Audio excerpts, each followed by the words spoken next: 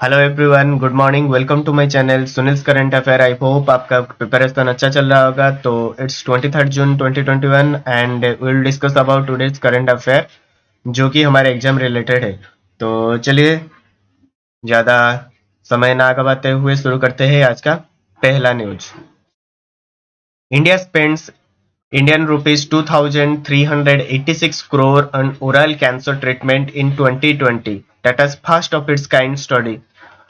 तो oral cancer treatment 2020 में India ने ओरल कैंसर ट्रीटमेंट के लिए लगभग इंडियन रुपीज 2,386 करोड़ खर्च किया है।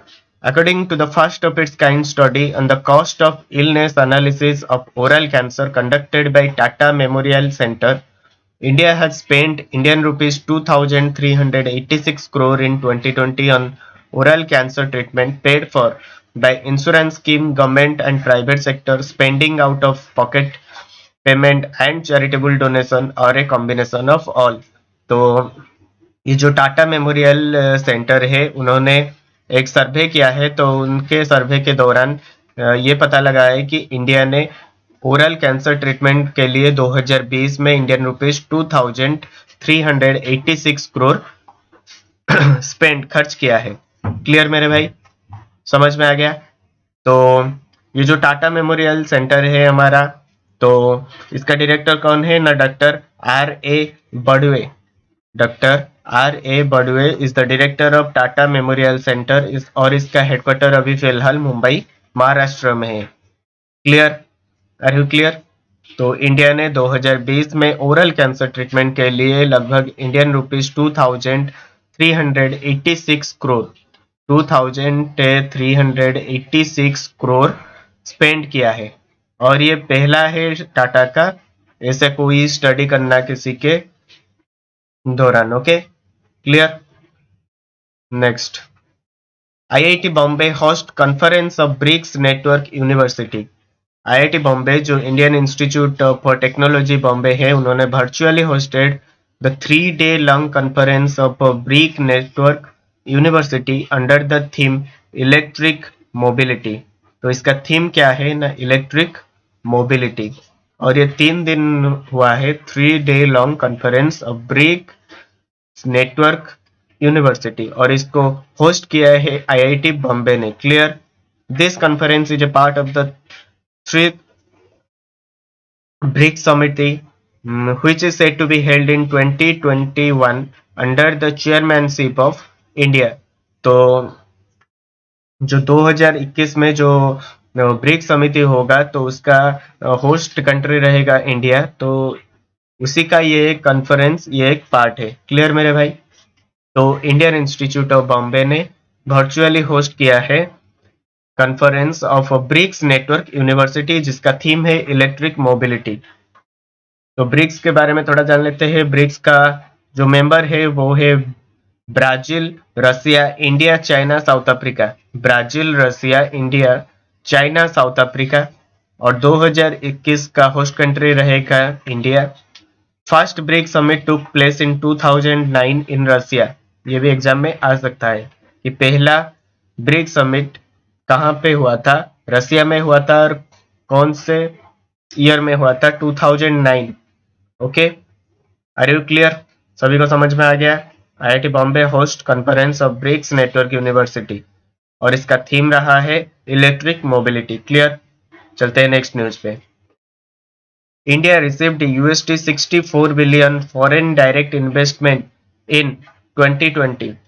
According to the World Investment Report by the United Nations, India has received $64 billion foreign direct investment. ये हमको याद रखना है। Clear? According to the world investment report by the United Nations, India has received $64 billion foreign direct investment in the year 2020. This has made India the fifth largest recipient of inflow in the world. तो ये जो foreign direct investment है उसके दौरान India ने 2019 में $51 billion था उसका इन्वेस्टमेंट, जो कि 2020 में $64 बिलियन हो गया है, जो कि इंक्रीज किया है लगभग 27%। क्लियर। तो 2019 में इसका इन्वेस्टमेंट USD 51 बिलियन था, जबकि 2020 में इसका इन्वेस्टमेंट USD 64 बिलियन हो गया है और ये लगभग इंक्रीज किया है 27%। तो और एक बार बोल देता हूँ, India received USD 64 billion foreign direct investment in 2020। Next, India and US launch hydrogen task force.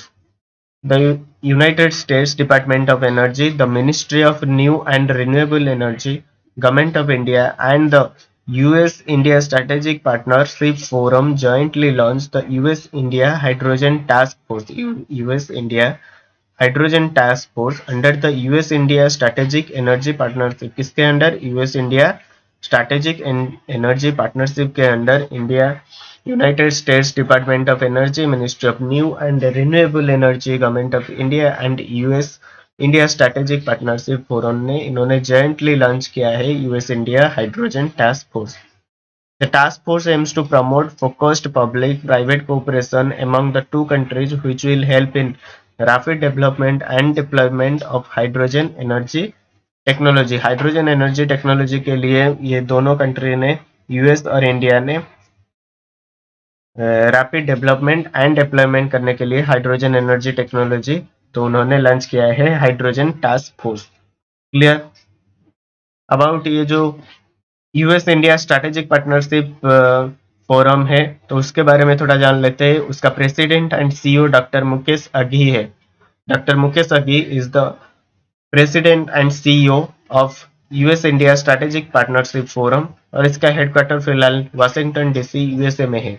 इसका हेडक्वार्टर अभी फिलहाल वाशिंगटन डीसी यूएसए में है और इसका president and CEO doctor Mukesh Aghi है। क्लियर, सभी को समझ आ गया?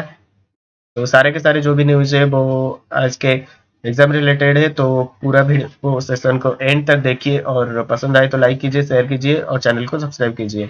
Next, Narendra Singh Tomar address 42nd session of FAO conference. Union minister of agriculture and farmers welfare Narendra Singh Tomar addressed the 42nd session of Food and Agriculture Organization (FAO) Food and Agriculture Organization 42nd session of Food and Agriculture Organization conference which took place virtually। जो 42nd session है food and agriculture organisation, तो उसको कौन address किए है ना? Union minister of agriculture and farmers welfare Narendra Singh Tomar ji ने। The conference is the supreme governing body of the UN's Food and Agriculture Organization and meets once in 2 years। तो ये जो कॉन्फ्रेंस है ये हर दो साल में एक बार होता है, तो every 2 year it will happen once. Okay, तो इस साल 42nd सेशन जो है food and agriculture organization conference, इसको कौन एड्रेस किए है? Union minister of agriculture and farmers welfare Narendra Singh Tomar ji ने। तो फाओ का अभी फिलहाल डायरेक्टर जनरल कौन है? कि क्यू यू पोंगियो is the director general of FAO. इसका हेडक्वार्टर रोम इटली है और इसका मेंबर्स अभी फिलहाल 194 कंट्रीज इसके मेंबर है। 194 कंट्रीज फाओ के मेंबर्स है और इसका डायरेक्टर जनरल कू पोंगियो है। हेडक्वार्टर रोम इटली में है। Clear. Next, PM Modi address 5th edition of Viva Technology 2021। हमारे जो प्राइम मिनिस्टर जी है नरेंद्र मोदी जी ने, उन्होंने virtually delivered the keynote address at the 5th edition of Viva Technology 2021। ये मेरे लिए कीवर्ड है, 5th edition of Viva Technology 2021। इसको कौन एड्रेस किया था? ना प्राइम मिनिस्टर नरेंद्र मोदी जी ने, जो कि हुआ था कहाँ पे? ना पेरिस फ्रांस में। फ्रांस के पेरिस में ये 5th edition of Viva Technology 2021 हुआ था, जिसको वर्चुअली एड्रेस किए थे प्राइम मिनिस्टर नरेंद्र मोदी जी ने। It is jointly organized by Publix Groupe, a advertising and marketing company, and Les Echos, a leading French media group। ये दो ऑर्गेनाइजेशन ने जॉइंटली ऑर्गेनाइज किया है, एक है पब्लिसिस ग्रुपी और एक है लेस इकोस। पब्लिसिस ग्रुपी ये एक एडवर्टाइजिंग एंड मार्केटिंग कंपनी है और लेस इकोस एक लीडिंग फ्रेंच मीडिया ग्रुप है। और 5th edition of Viva technology जो कि फ्रांस के पेरिस में हुआ था, तो उसको एड्रेस किया है प्राइम मिनिस्टर नरेंद्र मोदी जी ने। Next, Union Bank of India enters into MOU with NSIC to support MSME. Union Bank of India has entered into a memorandum of understanding with the NSIC, उसका full form है national small industries corporation limited, NSIC। तो union bank of India ने national small industry corporation के साथ एक memorandum of understanding sign किया है, जिसके दौरान इसके under NSIC bank credit facilitation scheme, तो इसके दौरान क्या होगा ना, to support micro small and medium entrepreneurs with credit requirement, जो भी MSME है, micro small and medium enterprises है, उनको लोन दिया जाएगा। इसीलिए यूनियन बैंक ने एक MOU साइन किया है national small industries corporation limited के साथ। Are you clear? जो यूनियन बैंक ऑफ इंडिया है, इसका एस्टेब्लिशमेंट हुआ था नवंबर 11, 1919 को।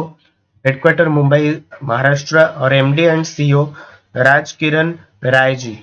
Rajkiran Rai ji is the MD and CEO of union bank of India, और इसका headquarter Mumbai Maharashtra. Establishment November 11, 1919। Clear मेरे भाई? Next, K Shailaja awarded CEU open society prize 2021। मेरे लिए ये कीवर्ड है कि एग्जाम में आ सकता है कि ओपन सोसाइटी प्राइज 2021 किसको मिला है ना, के शैलजा, जो कि फॉर्मर केरला हेल्थ मिनिस्टर रह चुके हैं, और एक टीचर भी है, teacher and former Kerala health minister. K Shailaja won the open society prize 2021 for her commitment to public health service. तो एग्जाम में आ सकता है ओपन सोसाइटी प्राइज 2021 किसको मिला है? हमारा आंसर होगा के शैलजा। क्लियर मेरे भाई? सभी को समझ में आ गया? Okay, next, SEBI reconstituted its takeover panel, appointed N Venkatram as new member। Securities and exchange board of India SEBI जो है, उन्होंने reconstituted its take over panel, उनका टेक ओवर पैनल को एक बार रिकंस्टिट्यूट किया है, and appointed N Venkatram MD and CEO Deloitte India as the new member of the take over panel. N Venkatram अभी फिलहाल managing director and chief executive officer है किसके? डेलाइट इंडिया के। तो उनको न्यू मेंबर ऐड किया गया है टेक ओवर पैनल में। क्लियर? तो सेबी ने अभी फिलहाल टेक ओवर पैनल में एन वेंकटराम को as a new member add किया है। याद हो गया होगा? Okay, next, China launches Shenzhou 12 human space mission with 3 astronaut. China ने अभी फिलहाल एक newest human space mission launch किया है through the Shenzhou Shenzhou 12 spacecraft. इस स्पेसक्राफ्ट का नाम है Shenzhou 12, using the long March 2F rocket. कौन से रॉकेट को यूज किया है? लॉन्ग मार्च 2F रॉकेट को यूज करके चाइना ने एक newest human space mission launch किया है, जिसके दौरान 3 member space mission is said to be assemble Tianhe, the core model of China's newest space station Tiangong. तो 3 एस्ट्रोनॉट इस ह्यूमन स्पेस मिशन में जाएंगे, जो कि असेंबल हुआ है टियानेन में।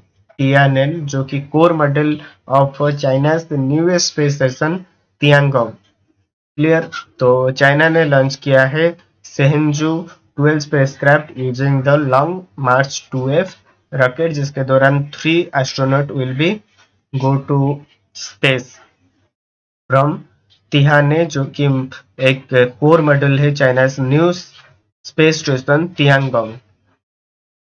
ओके, तो आज के लिए इतना ही था, जो भी करंट अफेयर न्यूज था वो। तो अभी फिलहाल we will discuss about Gujarat state. हमारे गुजरात स्टेट के बारे में थोड़ा बड़े, उसका फॉर्मेशन क्या है, capital, chief minister, governor, district, Lok Sabha seats कितना है, लार्जेस्ट सिटी कौन है, और इसका बॉर्डर स्टेट और बॉर्डर कंट्री कौन है। तो गुजरात फॉर्मेशन ईयर 1 में 1960। गुजरात फॉर्मेशन ईयर 1 में 1960। इसका कैपिटल है Gandhinagar. Gandhinagar is the capital of Gujarat. इसका फॉर्मेशन 1 मई 1960 को। चीफ मिनिस्टर अभी फिलहाल विजय रूपानी जी है और गवर्नर आचार्य देवव्रत।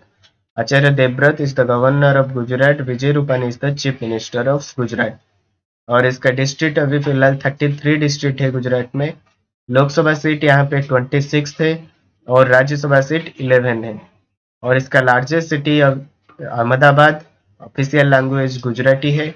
बॉर्डर इसका कंट्री के देखे तो पाकिस्तान इसका बॉर्डर में है। और बॉर्डर स्टेट्स देखे तो राजस्थान, मध्य प्रदेश, महाराष्ट्र। तो राजस्थान, मध्य प्रदेश, महाराष्ट्र इसके बॉर्डर स्टेट है। बॉर्डर कंट्री पाकिस्तान है। Official language Gujarati. Largest city इसका Ahmedabad. Lok Sabha seat 26, Rajya Sabha seat 11। District है 33। गवर्नर है आचार्य देवव्रत और विजय रूपानी जी इसके चीफ मिनिस्टर है। गांधीनगर इसका कैपिटल और फॉर्मेशन 1 मई 1960 है। तो आई होप आज के सारे न्यूज आपको समझ में आ गया है। तो इस सेशन को यहीं पे एंड करते हैं। तब तक के लिए पढ़ाई जारी रखिए। Good bye.